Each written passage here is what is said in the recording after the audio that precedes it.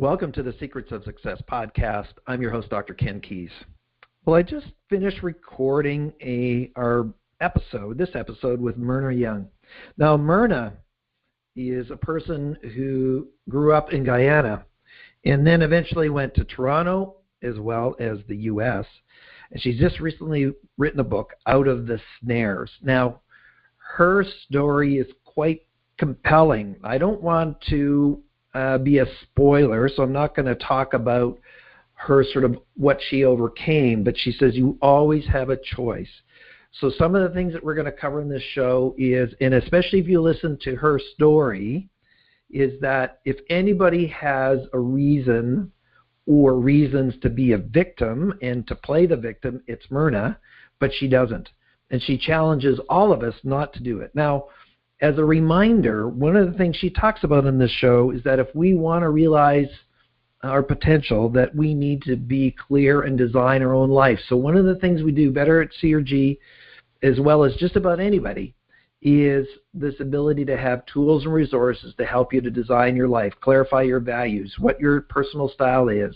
Use my book, The Quest for Purpose.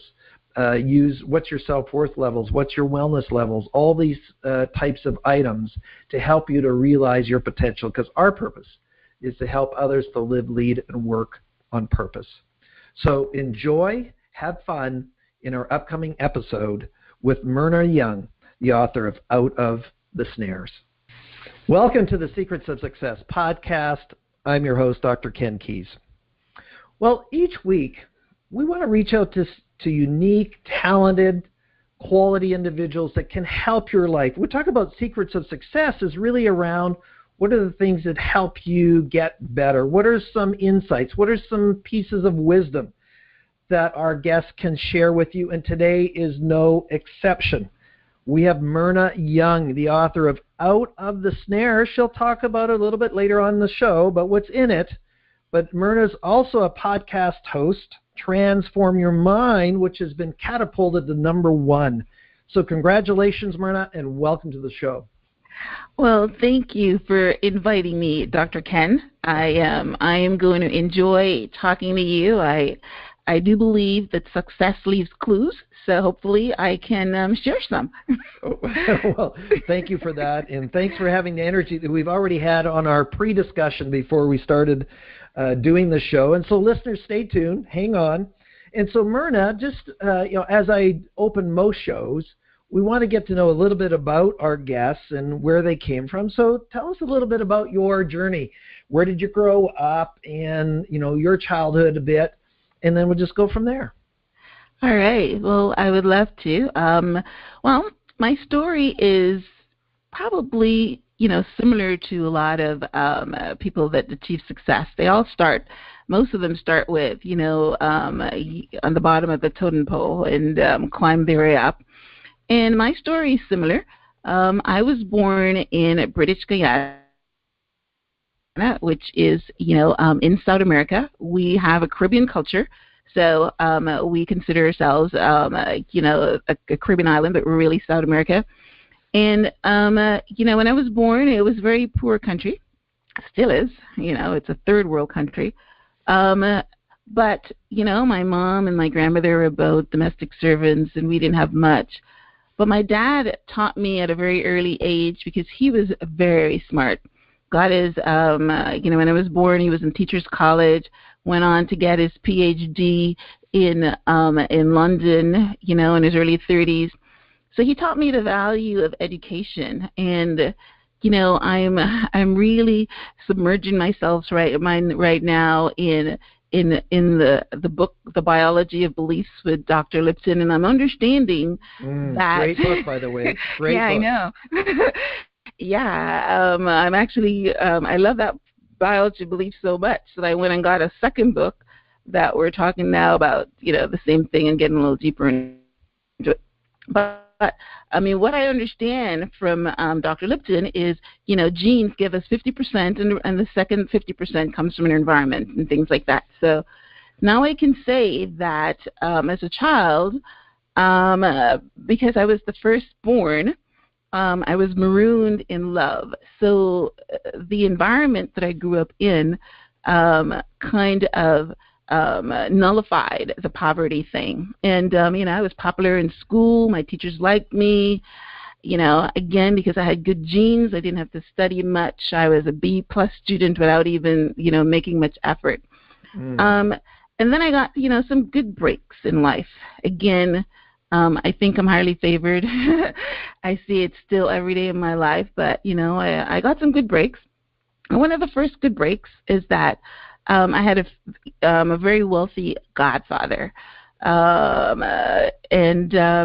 showered me with a lot of gifts and a lot of presents and things like that. He ended up also, sexually abusing me, but I never really focused on that because I'm not a victim. So I'm just going to mention that and pass over it. Wow. But, not everybody would pass over that, though.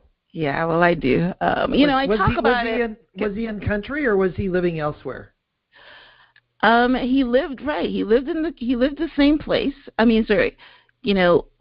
started off when I was, between, I guess, up until 10 years old or so, living down the street.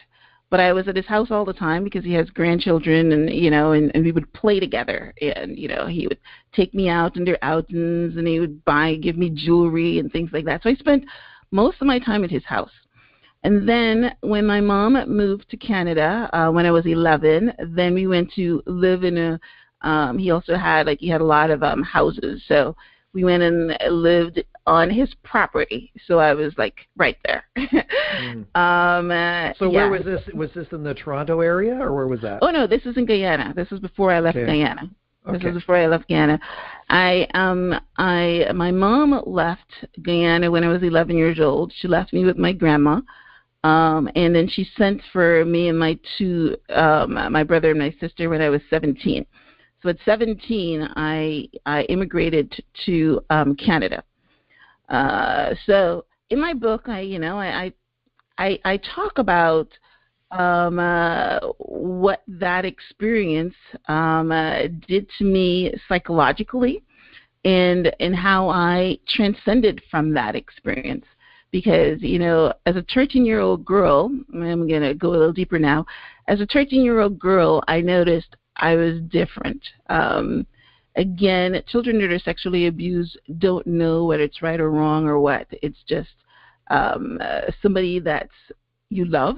You was somebody that I loved, a family member per se, kind of thing. Mm-hmm. But then when I started seeing boyfriends and, girls having boyfriends, I realized that something was wrong there.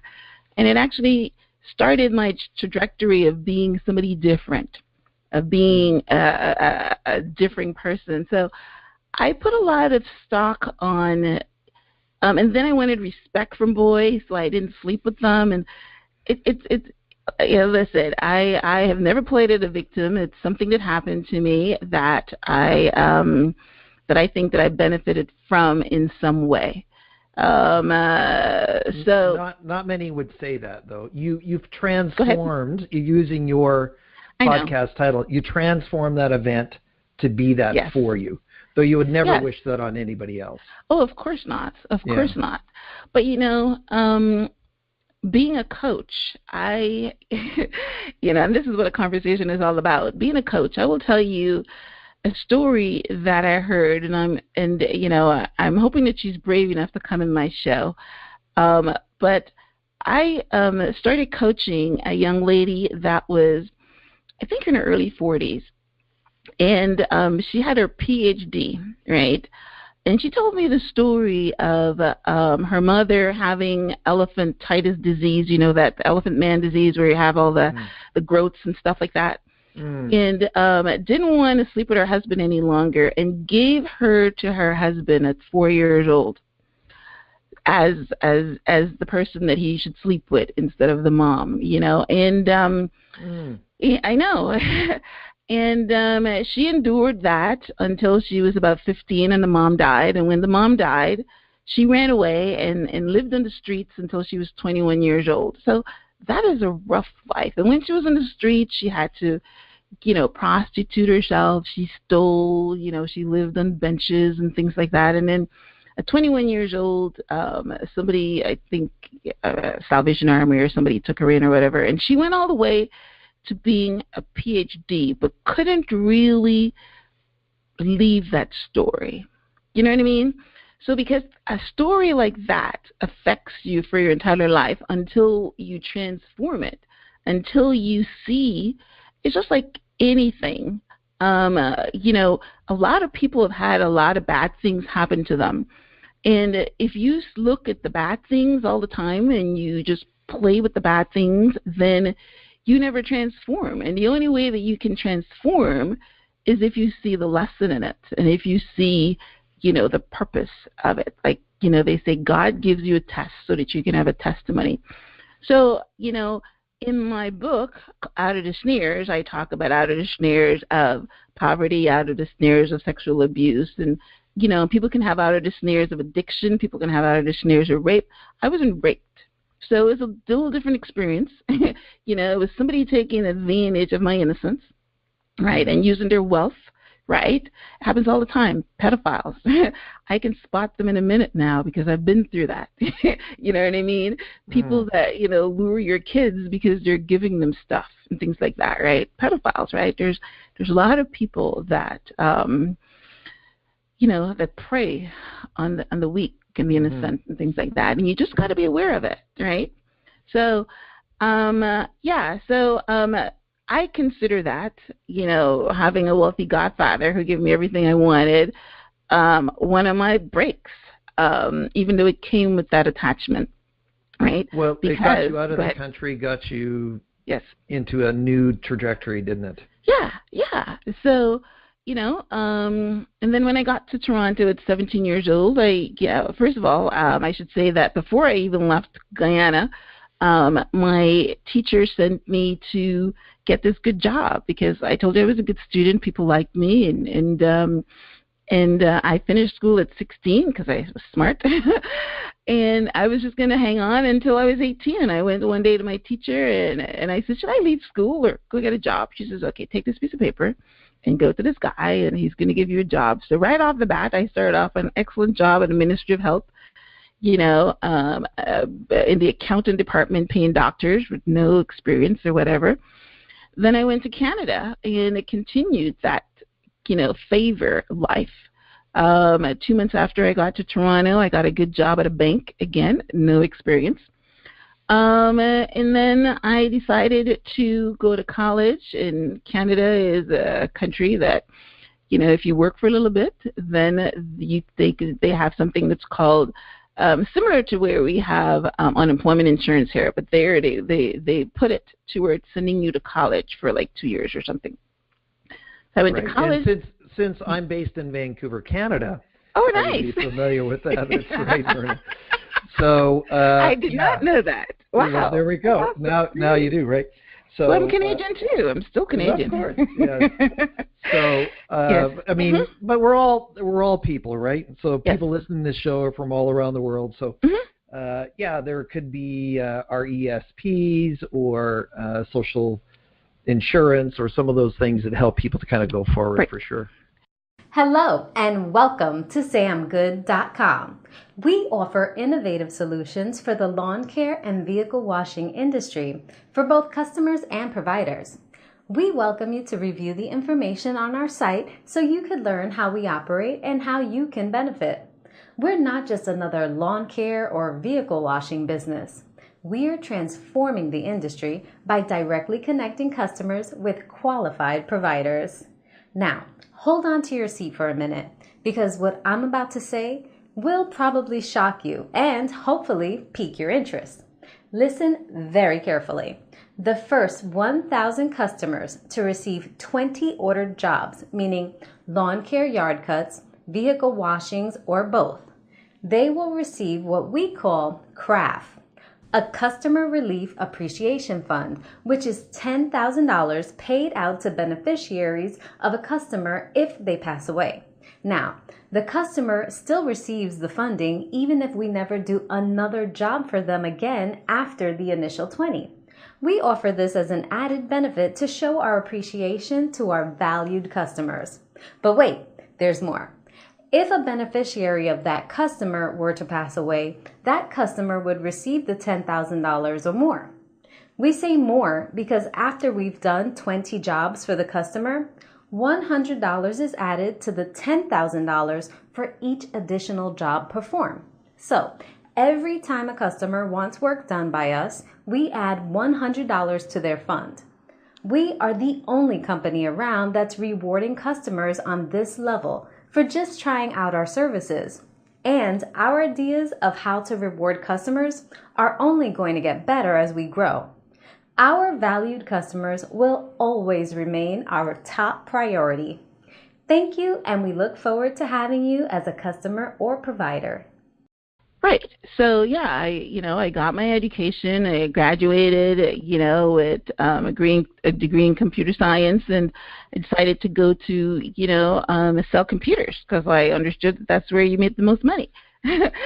So a couple of years into that, again, another break. You're going to find that my story is all about favor and breaks, and they say luck is being prepared or opportunity at the right time or whatever you want to call it.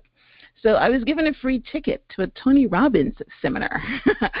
All right. So again, my trajectory keeps turning, came out of that seminar, and, now I know that it started my consciousness or my awareness, because Tony Robbins talked about unleashing your power within.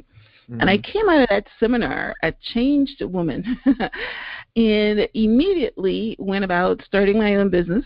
I didn't know what I wanted to do. I looked it up in books and decided to become a limousine operator. And I took that limousine operator to being one of the top ones in Toronto. Then I wanted more. I would come to, Vegas every year at the limousine convention, and I thought that America was where it's at. America was where everybody was rich. So I wanted to come to America. I came here with a free trade agreement, brought, my business here in Miami. And then when I got to, the U.S., I wanted more again. I didn't want to just be somebody that's working here with no benefits. So I started my journey into becoming a citizen. And it wasn't without a lot of trepidation and failure. It took me 10 years and 3 marriages. So my book, out of the Snares... Myrna, three marriages? Three marriages. We don't have time to go into all of that, I don't think. No, that's just a blurb. That's all I'm going to say. I'm like skipping over all these things because, yes, I know we're in a timeline. But, yeah, it took me 3 marriages. That is the bulk of my book. It reads like a spy novel. So, yes. But anyway, I won. I became, after 10 years, I became an American citizen. I'm married, still married to my 3rd husband. And we're doing great things. And then along the way, again, I saw this newspaper article about a life coach. I know now that, again, I'm surrounding myself with consciousness and all those different things. But, I learn now that the things that we see and the things that we pay attention to is the universe actually speaking to us. So I picked up a newspaper one day and saw this word, life coach. I never saw that word before, but I knew immediately that was my next step.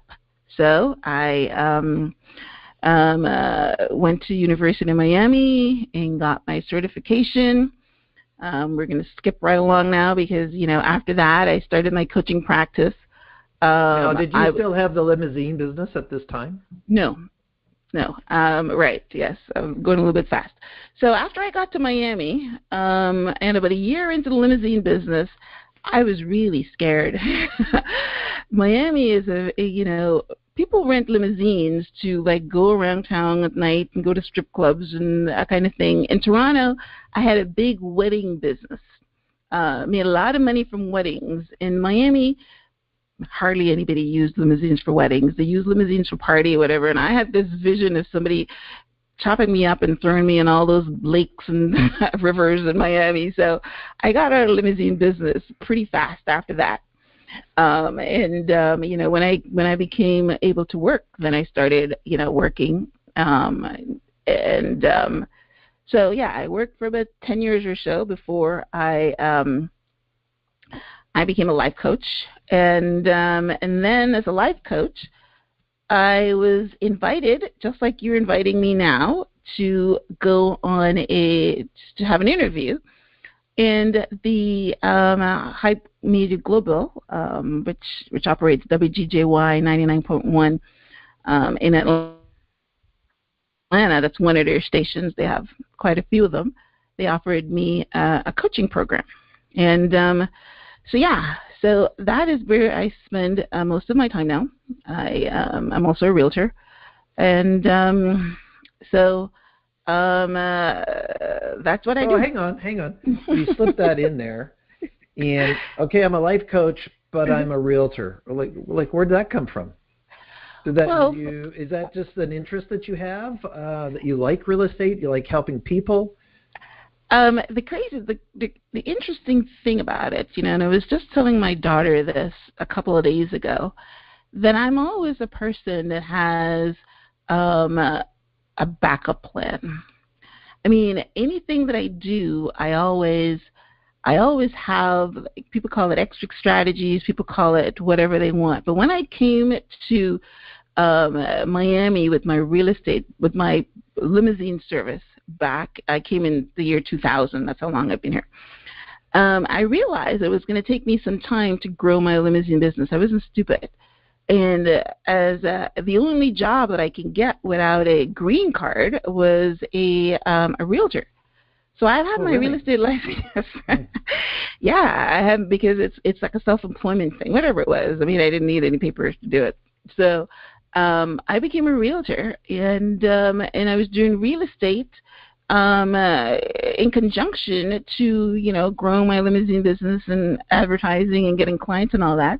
And I never gave that up. Even when I was working full-time, I kept renewing my license every couple of years. And now, as the radio program, you know that but nobody pays me to be on there. So real estate is what feeds me right now. Right. Oh, awesome. And you enjoy doing both? Yeah, I enjoy doing both, but I enjoy, you know, the radio program is my purpose. It's what I enjoy doing.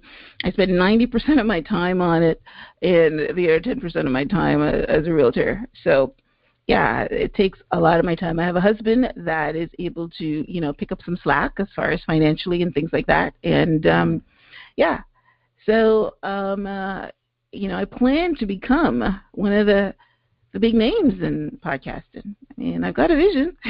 Well, you already got into the #1 slot under training, so you're already there. So congratulations on that. Yeah, Myrna. well, thank you. But you know, I'm looking at the Lewis House and you know, the people that get. I mean, I was reading something just yesterday, came across Facebook where their radio programs is getting 50 million. You know, listeners. I want to be in that realm. Well, there we go, and we're working on it right now. We're working on it, so you and I together. Yes, exactly. So let's shift gears, Myrna. Let's shift gears. And so thank you for all that and being vulnerable and open about your story, all the things that you've been through. And so you've really, the subtitle of your book is really a story of hope and encouragement as you talk about it. Yes. So let's just talk and share with the listeners. What are some of the things that you've learned on this journey, both yourself and through others? But what can our listeners take home today to say, okay, what do I need to do to really live this life on purpose? What do I need to do to go to the next level? What are some of the things from a strategies, thoughts, ideas, beliefs that you would encourage the listeners to consider? All right, well, that's a deep question, and I'm going to answer it thoroughly. One of the first things that I recognized when I wrote my book is that, and I touched on it briefly when we were talking about my story, is that you first cannot be a victim. A victim has no power. A victim says that somebody did something to them and that person has the power. What you need to become is a player. So when you become a player, and I use the analogy of blackjack, right? Mm-hmm. Regardless of what the dealer is showing, regardless of where you are in your circumstances right now, regardless of what you see physically in front of you, you can still play to win, right?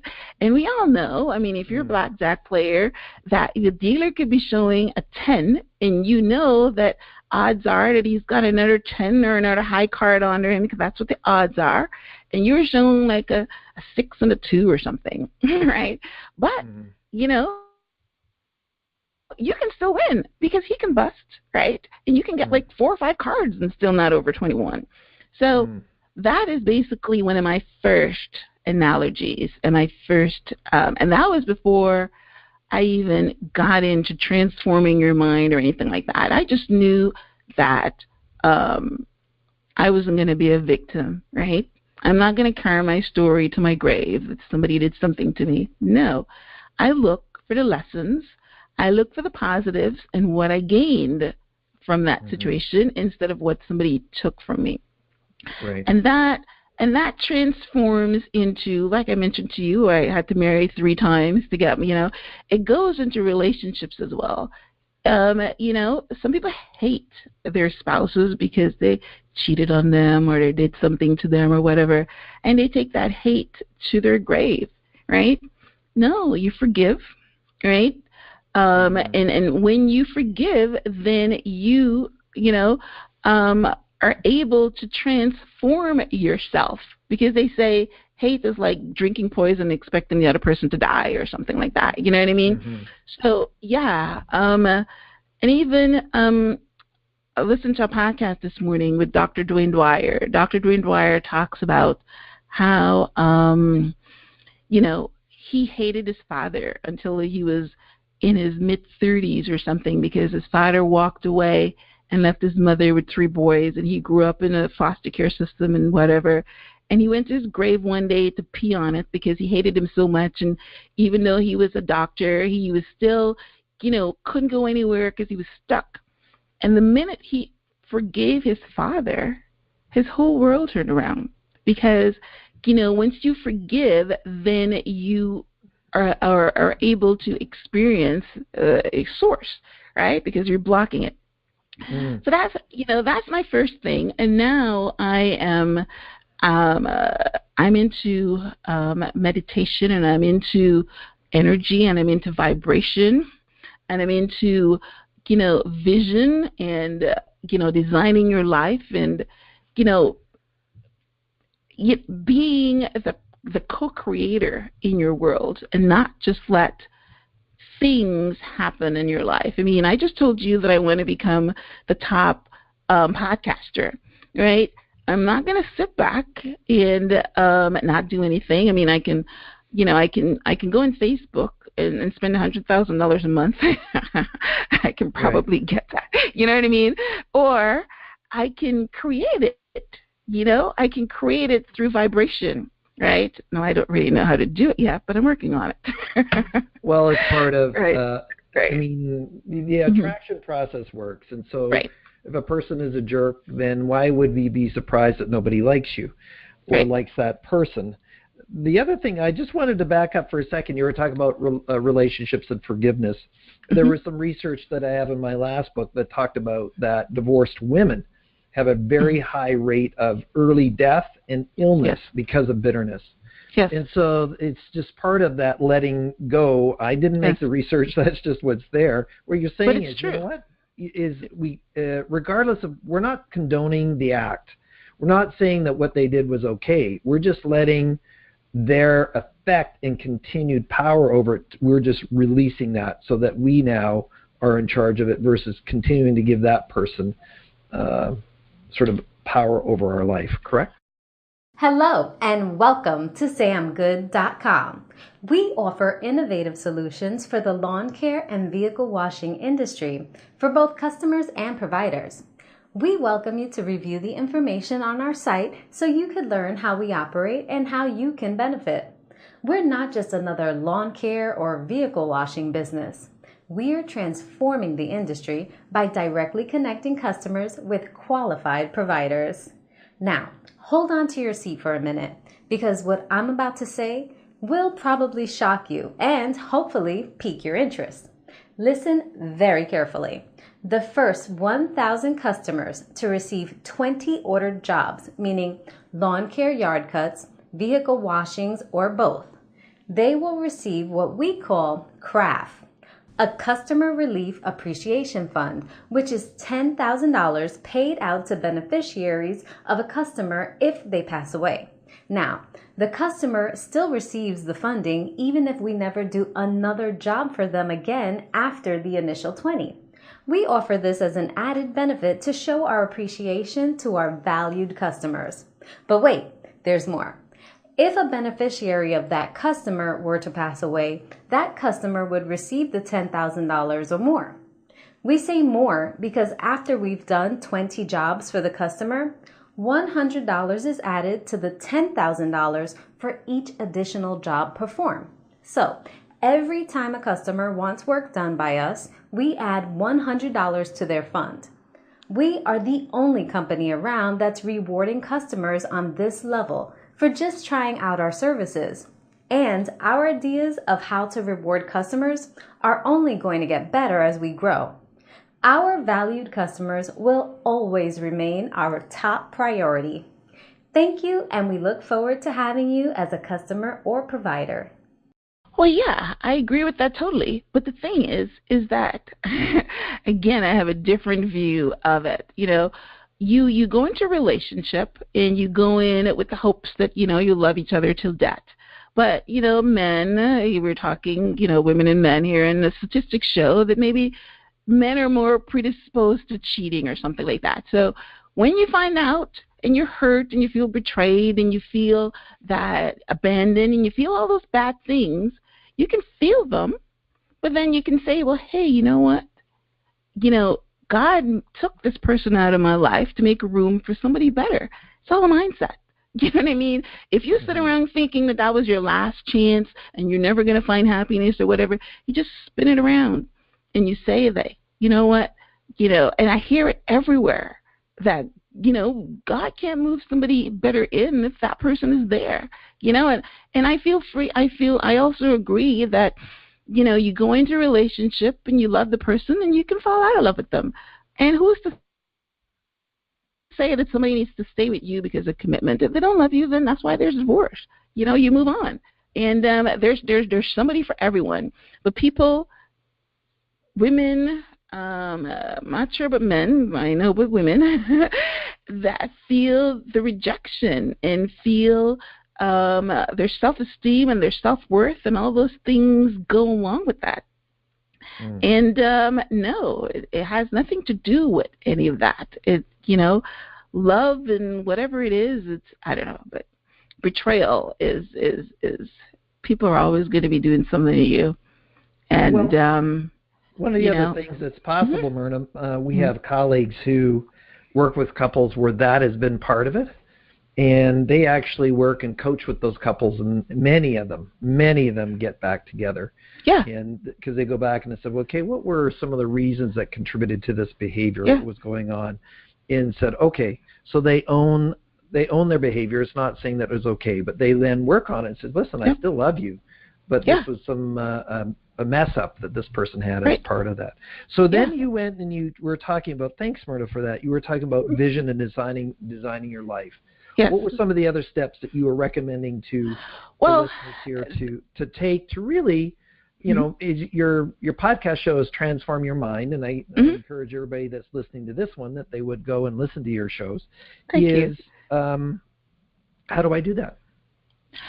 Well, yeah, you in order to transform your mind, you've got to look at what beliefs.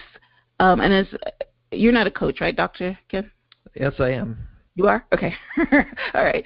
So the reason I ask you that is because one of the foundations of any good coaching conversation or any good coaching contract is to find out past behavior and beliefs and things like that, right? So once you find out what beliefs that you have that keep you bound, all you need to do is to think, or twist them around a little differently. We just talked about one just now where somebody betrayed you and you hate them forever, and if you twist it around and say, this person betrayed me, but that's the best thing they ever did for me, right? You can look at so many stories of betrayal or somebody that's hurt you, that you look for the opportunity. And I will tell you, one of the things, and I'm an optimist, by the way. I was thinking the other day of how I became an optimist, and I'm not sure how I became an optimist, but I'm an optimist. Anytime something happens to me or I receive any kind of pushback, I look for the opportunity in it. And that's basically what I'm talking about, transforming your mind. The reason I became a full-time coach is because I was working for Office Depot, and Office Depot and Office Max merged, and they gave me a great severance package because I've been there for 10 years, and I started my own business. And there's so many people that look at that and think, again, I was how old was I? 50 or something, I think. Yeah, in my 50s. So people might say, hey, what am I going to do at 50 years old? I've been working for this company all my life, and they fired me, and, they're this and they're that, and they just look at all the bad things that the company's done and all that, and I look at it, and I'm thinking, hey, what? If they didn't fire me, maybe I would never have gone full-time into my business, and look where I am now. I would have been driving up and down the street, because I was a salesperson, driving up and down the street, trying to make a little buck here and there. So, yeah, transform your mind. The first thing is to look at opportunity in any kind of setback or defeat, because it's there. There's a saying that says that there's a silver lining or in front of every cloud, and I think I heard Oprah say it a different way, that the cloud is there, but the sun is still underneath. It's not gone. It's just blocking it by the cloud. Mm-hmm. So you look for the silver lining, and if you look for it, you will find it. And the only thing that I don't see, and because I'm not enlightened enough to do it, but I'm pretty sure if I was in the East, then I would, is debt. I haven't been able to work around that one yet. But everything else, I see a positive in.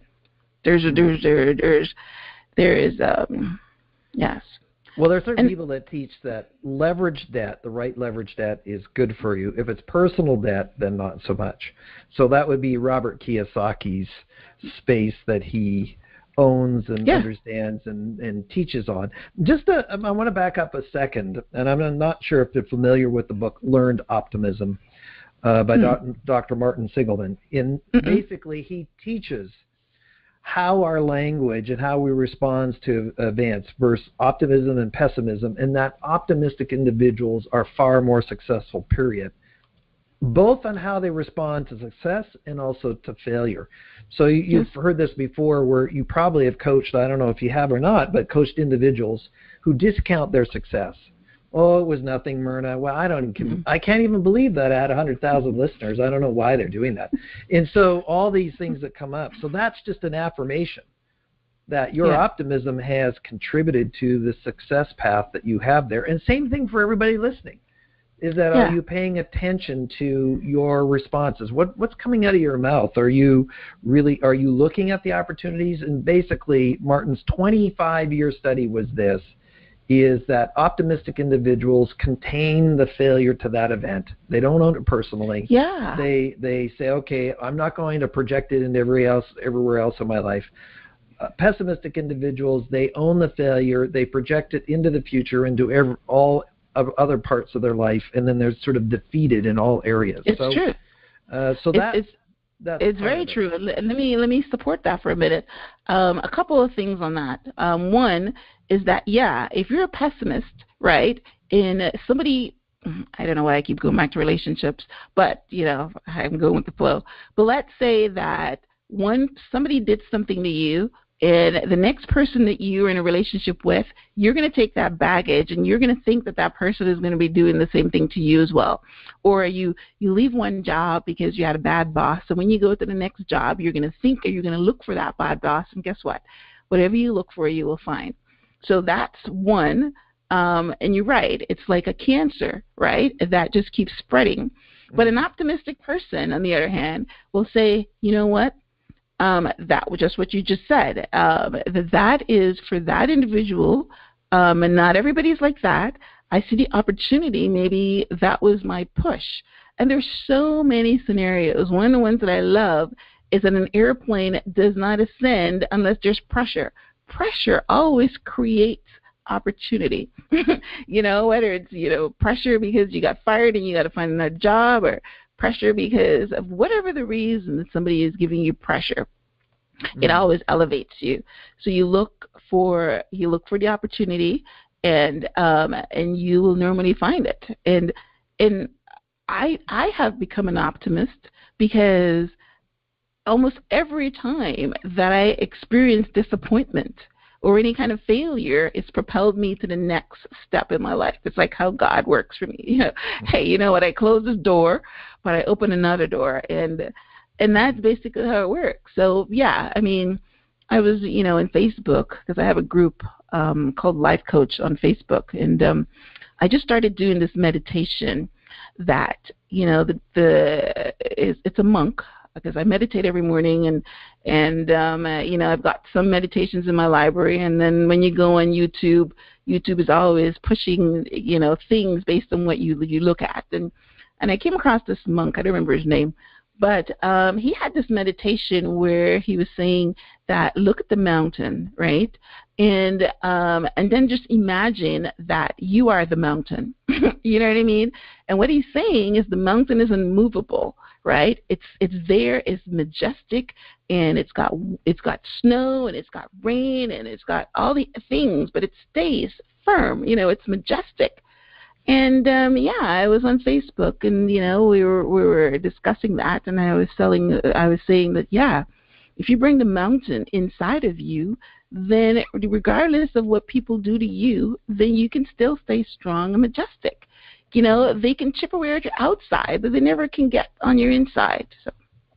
Well, that's all the research, Myrna, around resilience, and all the research around that format of using that. So thank you for that. And listeners, think about that, where you can use and you can be the rock, you can be the solid component. No matter what somebody says, you don't get the value from what somebody else says to you, because we'll have detractors. I'm sure, Myrna, somewhere along the way, people will say, well, who do you think you are that you're going to have the #1 podcast?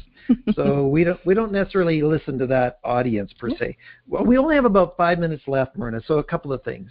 Oh, wow. First of all, how time flies, right? Yeah, I know. First of all, how could people find out about you? Where's your contact information? And so you get a chance to promote your podcast and your site if somebody wants to get a life coach. Thanks. Well, my personal website is www.myrnayounghelps.com. Myrna is spelled MYRNA. YOUNG, helps, HELPS.com. My blog is blog.myhelps.com. So every week when I upload my podcast through my blog, I have a WordPress blog, and that's, who distributes my podcast. So if everybody wants to go there, blog.myhelps.us,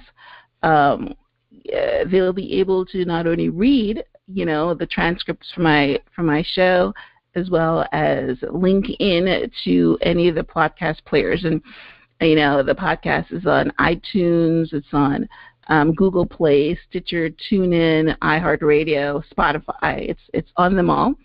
If anybody is listening locally in Atlanta, my radio program comes on at 5 o'clock every Wednesday on WDJY 99.1 FM. So thank you. Awesome. And the name of your podcast is Transform Your Mind with Coach Myrna. So if you don't remember anything, you just look for Coach Myrna, you'll find it. Coach Myrna, Transform Your Mind. And so thank you for that. And the name of your book is Out of the Snares. So Myrna, when we're wrapping up the show, what I like to ask guests is say, okay, you have all this wisdom, all this sort of experience, you've been down this pathway, you've listened to a lot of people. What are the sort of, beyond what we've already talked, what are 2 or 3 points of wisdom, suggestions, ideas for the audience that they can take and just apply to them as soon as this show is over? Well, I'm a big follower of Abraham Hicks, and I wrote my first book called Becoming Conscious, My Awakening, and the people that that was following were, Dr. Wayne Dwyer, Abraham Hicks, so they all talk about the power of intention and vibration. And the power of intention is getting, a lot of, if I were to leave anything with anybody, is the power of intention. Because intention is energy, it's thought. Before you can do anything, it first has to become a thought. And again, we can throw out, analogies and similes and all this type of stuff. But one of I like is before you can hold anything in your hand, you've got to hold it in your head. So anything that you're in it right now, you just have to see a better life. And visualization and working with the power of intention and paying attention to how good you feel. Again, something that Abraham Hicks talks about is your vortex and your vibration. And yeah, you've got to stay happy. We can talk about vibration. I listened to Louise Hay's podcast, and she was talking about before you get up out of bed or in the morning, think about all the things that you're grateful for. Because what you're doing when you do that is that you step out of bed and you're already in a good feeling place. And being grateful is a good feeling place. So, yeah, power of intention. Make sure you're feeling good by whatever means, whether it's walking in nature, gratitude, and paying attention to your, how you feel. Okay. Well, Myrna, thank you for joining us today. Thank you. I enjoyed our conversation. My goodness. Well, where did the time go? And listeners, thank you, and do reach out to Myrna. And again, thank you, Myrna, for being on the show. So listeners, take the thoughts that she has. All the research is clear around what you focus on, you're going to get more on. So more of. What is that intention that you have? What is that vision that you have? And use Myrna's story. There's nobody here that has an excuse to continue to play and be a victim, especially if you use Myrna as an example for that. And as we wrap up most of our shows, I just say, thank you for listening. We appreciate you giving us the most valuable commodity you have, and that is your time. If you like what we're doing, please pass it on, let others know, share, give us a rating on iTunes or whatever platform you're listening on, and just leave a positive review. We just thank you for that in advance. We thank you for contributing, and the most important thing you can do after the show is take some of these ideas and apply it to your life. Make a difference, change the environment around you for the positive. Thank you again for listening. I'm your host, Dr. Ken Keis. Thank you for having me.